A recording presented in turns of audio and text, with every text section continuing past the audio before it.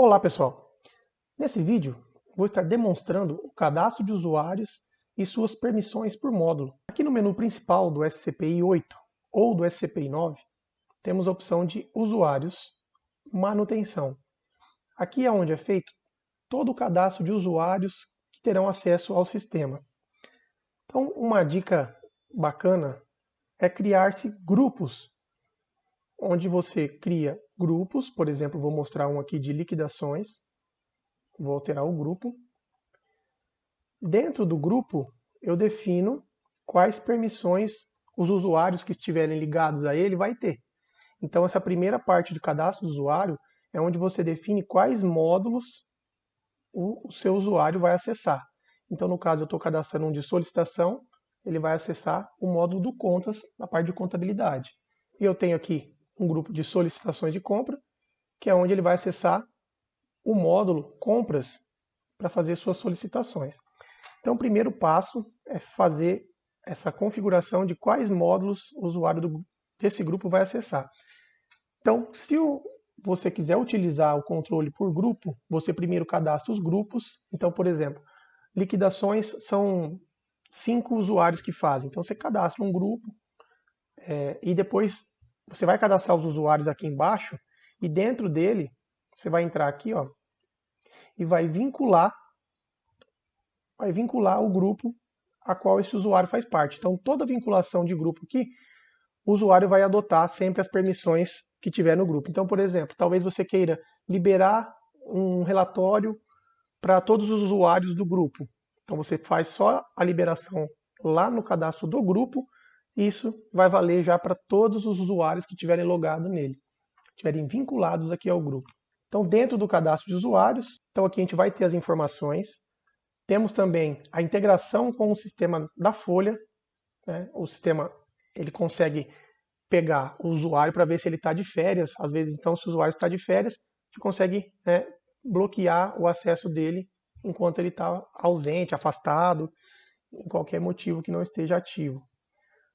Aqui também a gente consegue informar um fornecedor desse usuário, se caso o município utilize prestação de contas de adiantamento, né, individual, cada usuário faz a sua prestação de contas referente às viagens, né, isso é específico para o controle de viagens. Aqui embaixo a gente vai definir o nível dele de controle, se é o administrador ou se é apenas um usuário. Vou informar o nome dele. Aqui eu posso, como eu não sei a senha que eu vou colocar para ele, eu posso sempre cadastrar uma senha básica, não sei se por CPF, ou 1, 2, 3, ou o mesmo nome, isso vai de cada entidade. Eu coloco as duas senhas aqui e deixo marcado alterar senha ao logar. Então, no primeiro acesso que esse usuário tiver ao sistema, já vai aparecer uma caixinha lá para ele trocar a senha dele, ok?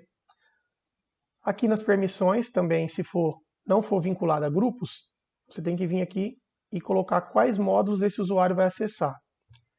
E também temos a parte de bloqueio. Então, você pode bloquear um usuário que já existe, pode colocar um assunto, um motivo aqui, por estar sendo bloqueado, tá?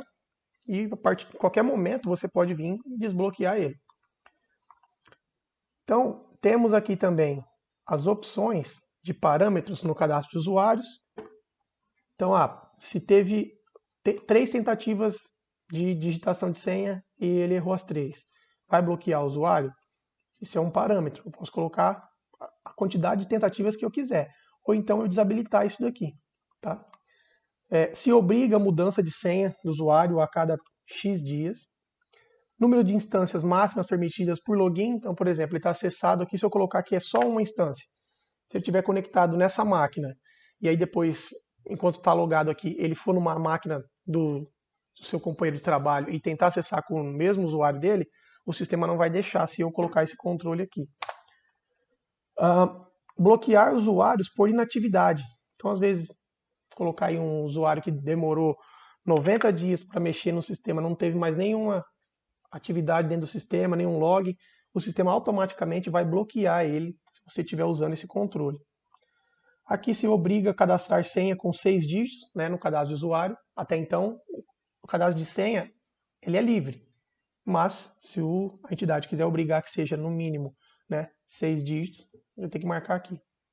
Termo de responsabilidade, é algo novo aqui para a gente, configurar modelo do termo. A gente tem um padrão, um termo de responsabilidade. Toda vez que você for cadastrar um usuário novo, ele vai aparecer para ele essa tela com um termo, né? Vai puxar aqui todos os dados, né, do cadastro dele, o nome completo, cargo, CPF, e ainda tem aqui outros campos para incluir.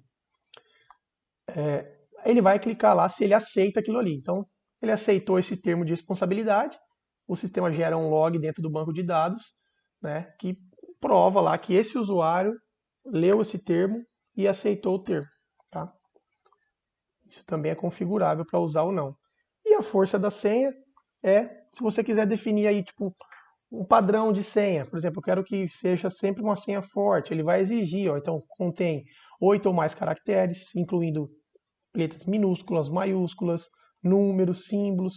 Então, para cada tipo aqui, ele vai ter uma condição para ser cadastrada a senha. Então, se quiser definir isso daqui, também é possível, ok?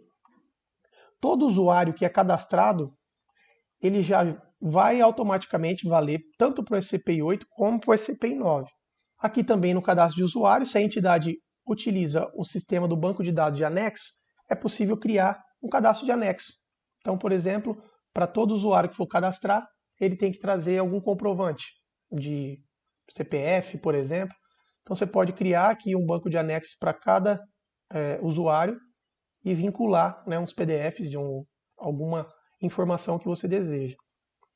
Aqui na opção de impressão, a gente tem a opção da listagem dos usuários e os termos de responsabilidade. Então, o usuário que já está cadastrado, aceitou o termo, você selecionando ele e vindo aqui, ele vai imprimir o termo. Temos também aqui no manutenção de usuários a opção de importar os usuários do exercício anterior para o atual.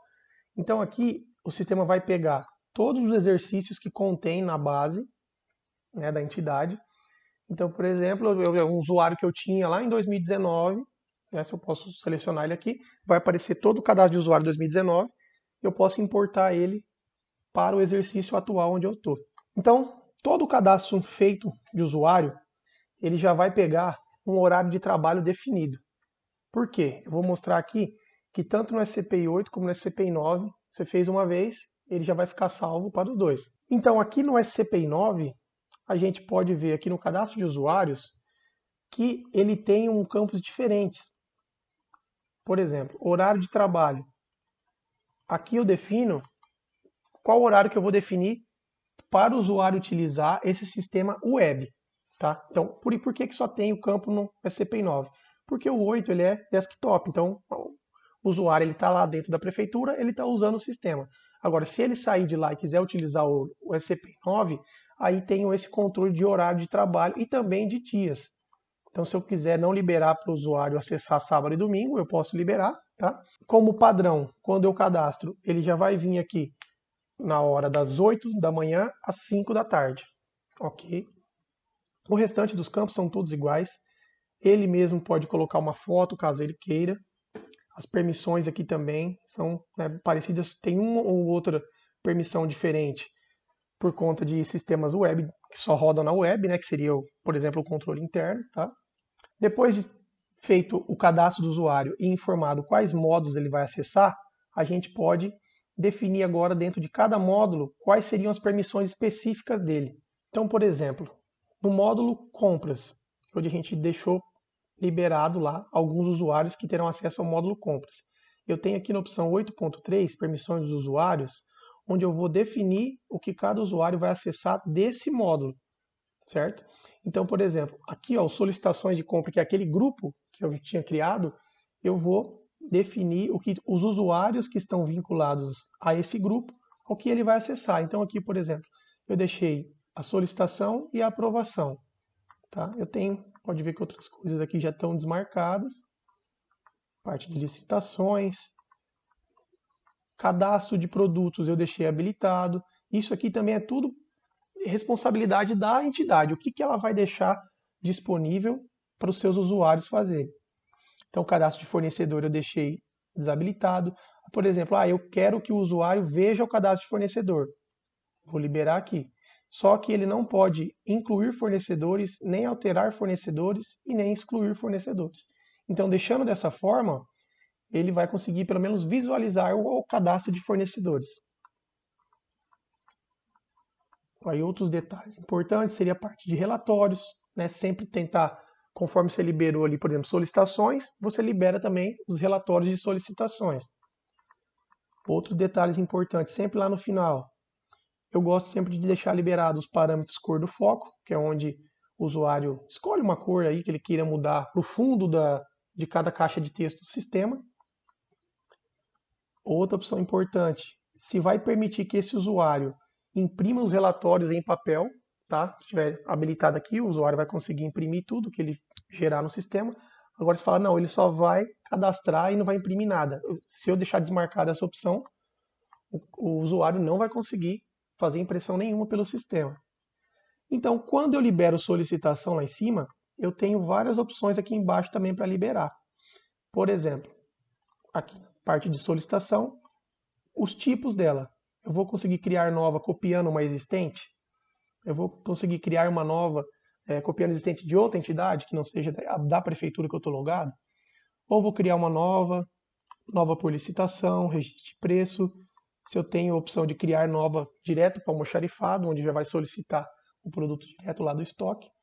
E aqui a parte de pedido, se eu for liberar também, eu tenho que liberar, né? Ó, pedido criar novo, por cotação, por licitação. Isso aqui vai depender qual vai ser a permissão de cada usuário, o que ele vai estar disponível para fazer. Então isso aqui é a entidade que vai definir. Requisições de entrada e saída referente a estoque. E aqui outros dados. Aqui também eu tenho o controle para mim acessar, por exemplo, eu quero definir uma opção de solicitação de compra apenas para algumas unidades. Então eu posso vir e selecionar, por exemplo, um gabinete do prefeito. Então todos os centros de custo, todos os dados que estão vinculados à unidade do gabinete do prefeito, vai estar liberado para esse usuário. Se eu deixar sem nada, ele vai ter acesso a todos. Tá? Ou quiser selecionar também apenas centro de custo, isso pode ser tanto por grupo como por usuário. Tá? Produtos autorizados. Isso daqui é o seguinte, eu posso definir que esses, por exemplo, esses usuários, ele só vai ter acesso a um determinado grupo. Então, por exemplo, ele só vai ter acesso aos grupos de produtos que se destinam a copa e cozinha. Então, se ele tentar fazer algum cadastro em outro grupo, ele não vai conseguir.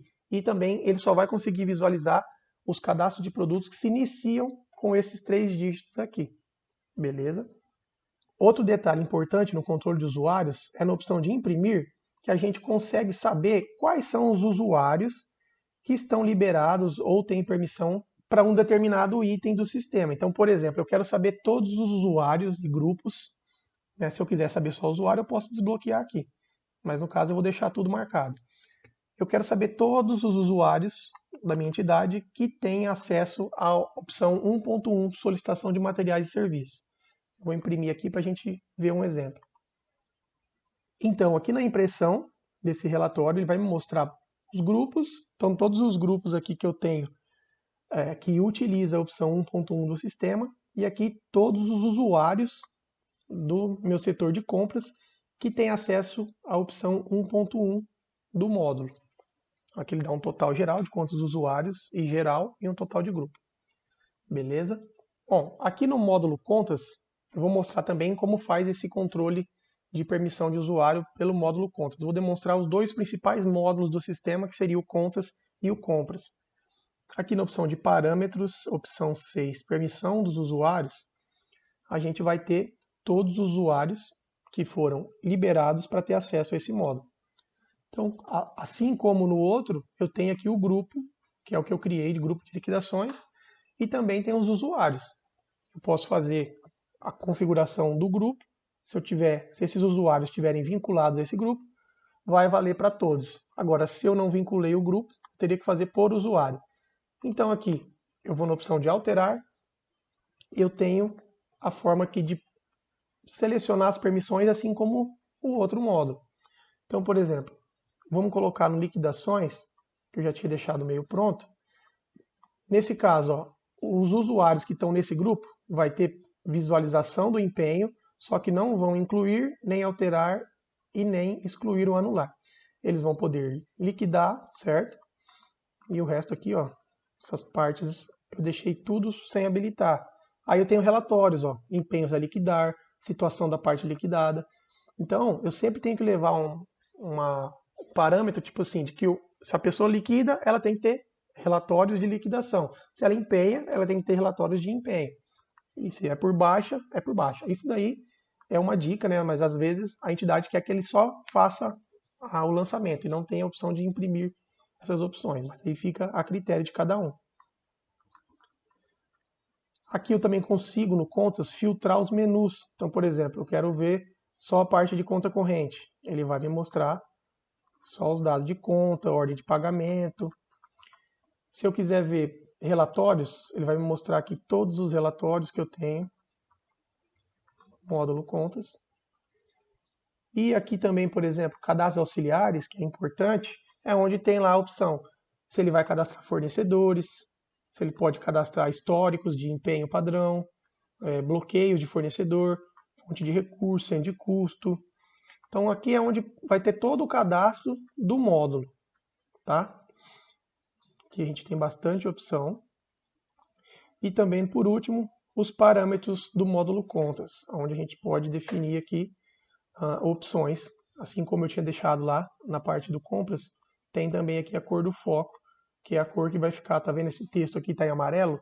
O usuário ele pode alterar isso daqui, às vezes para uma melhor visualização, né? Outro detalhe que a gente tem aqui na aba acesso às entidades.